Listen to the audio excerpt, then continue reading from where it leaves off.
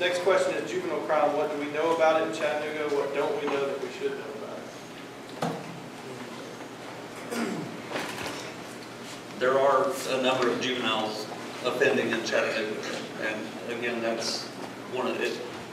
Seems simple to sit here and say, let's just take responsibility, but as David mentioned earlier, it is much better to prevent it. You know, if we can reach children and juveniles before they start committing crimes and offending, then that is obviously the preferred method to do.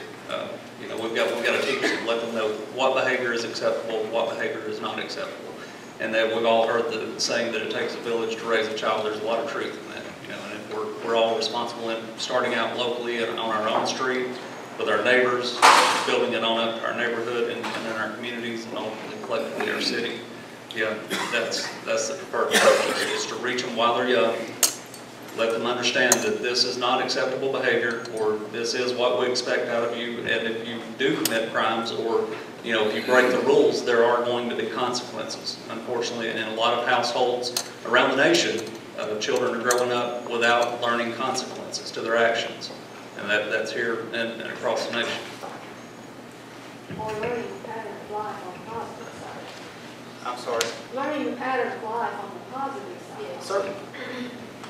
So one of the things that was striking as we did some of the analysis of the STAND results is that when you look at crime and education and jobs, they're all sort of about human capital. Right, so that the percentage of offenders who wind up going to state prison or wind up in the jail at any given time who have college degrees and jobs, they're there, but not in very high percentage, whereas if you're a dropout, it's much higher percentage. So the long-term solution to reducing crime is education, kids staying in school and being held accountable for that. Roger Thompson, who's actually here from UTC, has done some good work locally about pointing to the nexus between juvenile crime and truancy, right? This is a big data point for us data fans.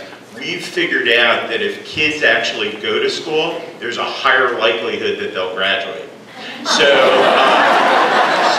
if we keep them in school, it actually improves their student performance, which is a long-term benefit. It also keeps them off the street and out of trouble.